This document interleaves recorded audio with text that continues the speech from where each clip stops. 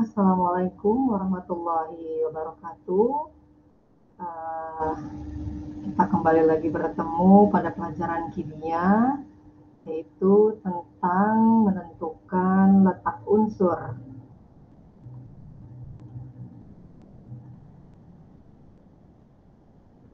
Nah, pada materi menentukan letak suatu unsur, kalian nanti akan sering berhubungan dengan yang namanya sistem periodik unsur.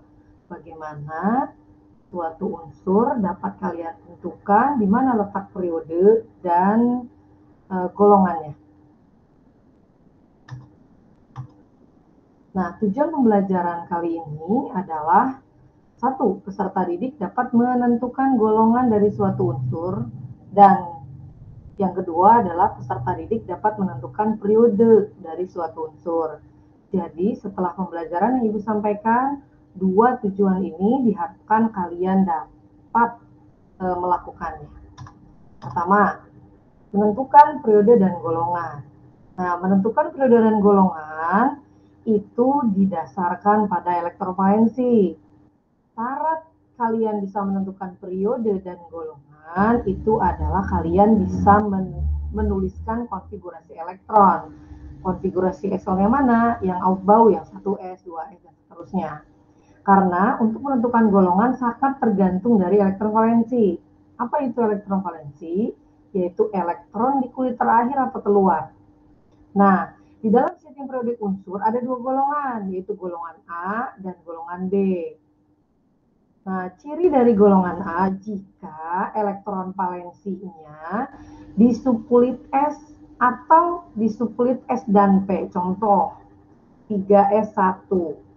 Nah, berarti kan kalau ada konfigurasi di depan panjang, terakhir konfigurasinya 3S1. Berarti dia ada di subkulit S, dan elektron valensi lihat di atas angkanya, yaitu angka 1. Selanjutnya, kalau ada konfigurasi panjang diakhiri dengan 2S2, 2P4. Nah, berarti diakhiri oleh subkulit S dan subkulit P. Maka elektron valensi yang mana? Yaitu menggabungkan antara elektron yang ada di subkulit S dan elektron yang ada di subkulit P. Maka 2 ditambah 4. Maka elektron valensinya ada 6. Itu cara menentukan elektron valensi. Sekarang bagaimana dengan yang golongan B? Golongan B itu berarti cirinya elektron valensinya berakhir di subkulit D dan F. Contoh, misalnya di sini ada 1S, 2S, 2P, 3S, dan 3P, dan seterusnya. Terakhir 4S2 dan 3D1. Maka kulit terakhirnya yang mana? Ini yang terbesar kalau kulit. Terus elektron valensi yang mana? Lihat, di atas S ada 2, di D ada 1. Berarti elektron valensinya 2 ditambah 1. Mudah-mudahan paham ya. Jadi elektron valensi itu menentukan golongan. Contoh, penentuan golongan utama. Nah, golongan utama itu berarti golongan A ya. Contoh tadi, kalau golongan utama 1A, berarti elektron valensinya tuh NS1. 1 ini nih berarti menunjukkan golongan 1A. Kalau 2A berarti diakhiri oleh subkulit S. Nah, lihat di atasnya tuh ada angka 2, berarti elektron valensinya 2. Maka kalau ada konfigurasi elektron diakhiri dengan subkulit S dan di atasnya ada angka 2, berarti golongan 2A. Kalau golongan konfigurasi diakhiri dengan subkulit S dan P, maka itu dia mulai dari golongan 3A sampai dengan 8A. Jadi tinggal menjumlahkan, di subkulit S ada 2, ditambah yang P, 2 tambah 1, berarti dia di golongan 3A. Kalau di S-nya 2, di P-nya ada 2, berarti golongannya 4A, dan seterusnya. Contoh, ya, tadi sudah disampaikan bahwa jumlah elektron valensi itu sangat menentukan golongan dari suatu unsur. Contoh, Ibu punya konfigurasi, ada nomor atom 11 Na, 1S2, 2S2, 2P6, 3S1. Nah, sekarang mana yang disebut elektron valensi? Subkulit terakhirnya mana? Di subkulit terakhirnya S. Maka 11 Na itu masuk ke dalam blok S. Golongannya yang mana? Lihat elektron valensinya.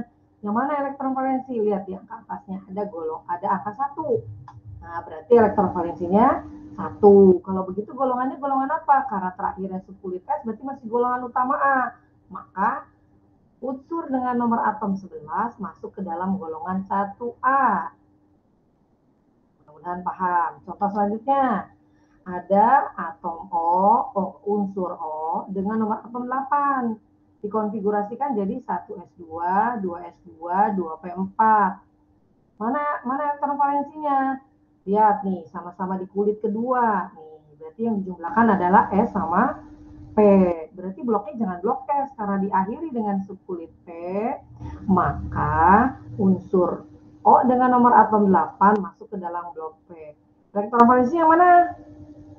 Yang mana coba? Berarti 2 tambah 4. Nah, benar. Jadi karena elektron valensinya 6, maka dia masuk ke dalam golongan 6A.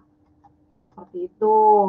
Nah, kalau periode gimana? Kalau periode itu ditentukan sama kulitnya. Contoh tadi, 11 Na, ada 1 S2, 2 S2, 2 P6, 3 S1. Berarti diakhiri oleh kulit terluar 3. Nah, karena ini diakhiri dengan 3 S1, 3-nya ini menunjukkan kulit ketiga, maka periode ketiga. Sedangkan yang untuk O, dia diakhiri dengan subkulit 2, ya, maaf, dengan kulit nomor 2 nih, kulit terluar, maka dia periodenya periode kedua. Nah, seperti itu. Mudah-mudahan sedikit paham ya.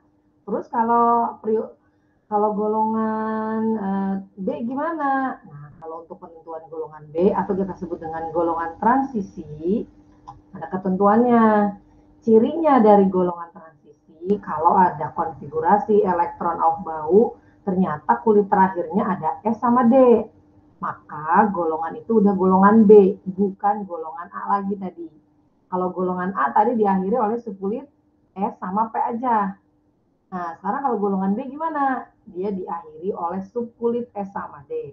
Contoh nih ya, sebelum ke contoh, misalnya gini, ada nomor atom 18AR, konfigurasinya gini. Ibu akan menjelaskan sedikit bagaimana menyingkat dari konfigurasi.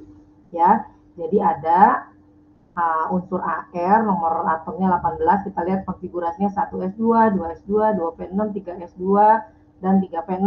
Nah, jadi seandainya ibu punya unsur dengan nomor atom 21, nah ini lihat nih AR nih, berarti udah sampai berapa AR tuh? 2 tambah 2, 6, 8, berarti udah sampai 18, berarti konfigurasi AR bisa diganti ke sini, disingkat nih. Ini kan kalau diuraikan jadi ini 3P6, PS2, 3D1. Jadi artinya ada AR di sini menunjukkan bahwa sudah sampai konfigurasi 3P6, berarti udah 18. Nah, habis 18 berarti 4S2 jadi 20, 3D1. Lihat nih, terakhirnya subkulit S dan subkulit D. Kalau subkulit S sama D bukan golongan utama lagi, tapi sudah masuk ke golongan B atau golongan transisi. Terus berapa golongannya? Sama. Golongan ditentukan oleh elektron valensi. Yang mana elektron valensinya? Kan tadi terakhirnya subkulitnya SD. Di atas S ada berapa? 2. Di atas D ada 1. Berarti elektron valensinya 2 ditambah 1, 3. Berarti golongannya golongan 3B. Jangan 3A lagi. Kenapa 3B? Karena diakhiri subkulit S dan D. Lihat di sini nih. Kalau dijumlahinnya 3, tuh kan, cuman ini ditulisnya D-nya duluan nih, kebalik nih ya. Biasanya memang ditulisnya 3D duluan gitu ya. Meskipun untuk pengisian diisi oleh 4S yang energinya lebih rendah. Tuh kalau 2 tambah 1 berarti dia golongannya 3B. Contoh selanjutnya, ada 48 CD diakhiri oleh subkulit SD tuh. Elektron valensinya mana? Berarti di atas S ada 2, di D ada 10. Berarti konfigurasinya, elektron valensinya berarti 12. Golongannya golongan 1B. Kenapa 1B? Nah, sorry, maaf, 2 ditambah 10 ya, bukan golongan 1B ya, maaf. Golongan 2B yang ini, 2 tambah 10. Direvisi sedikit tuh, golongannya 2B. Kalau buat periodenya gimana? Sama seperti yang di golongan A. Periode ditentukan oleh kulit terakhir. Di sini kulit terakhir mana? Jangan dibilang 3D. Kulit terakhir adalah angka terbesar di dalam konfigurasi. Dalam hal ini angka 4. Berarti kulit terakhirnya kulit 4. Berarti periodenya periode ke-4. Nah, kalau yang bawah periodenya ke-5. Begitu anak-anak. Mudah-mudahan sedikit materi yang Ibu sampaikan dapat kalian pahami untuk mengerjakan latihan soal. Nah, latihan soalnya ada 5. Silakan kalian kerjakan. lakukan di buku tulis kalian, tentukan golongan, periode, dan blok dari unsur-unsur dengan nomor atom. Nomor 1 nomor atomnya ada 14, nomor 2 unsur B nomor atomnya 18. Yang nomor 3 itu ada unsur C nomor atomnya 19. Nomor 4 itu ada unsur D dengan nomor 26. Yang kelima ada unsur E dengan nomor atom 28. Demikian anak-anak, mudah-mudahan dapat bisa mengerjakan latihan soal yang Ibu berikan. Mungkin materi yang Ibu sampaikan cukup sekian.